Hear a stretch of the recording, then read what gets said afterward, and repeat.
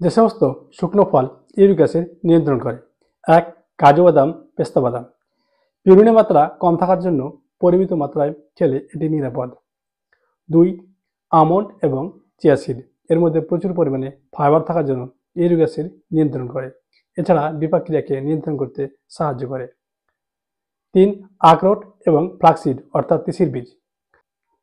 প্রচুর পরিমাণে omega 3 fatty acid সমৃদ্ধ থাকার জন্য এটি ইউরিক অ্যাসিড নিয়ন্ত্রণ করতে সাহায্য করে। এছাড়া ফ্লাক্সিডের মধ্যে অ্যান্টিঅক্সিডেন্ট প্রপার্টি থাকার জন্য এটি ইউরিক অ্যাসিড নিয়ন্ত্রণ করতে সাহায্য করে।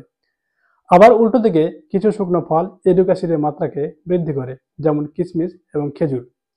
এর মধ্যে প্রচুর পরিমাণে ফ্রুক্টোজ থাকার জন্য ইউরিক অ্যাসিডের মাত্রাকে বৃদ্ধি করে, তার জন্য এই সমস্ত শুকনো ফল না খাওয়াই ভালো।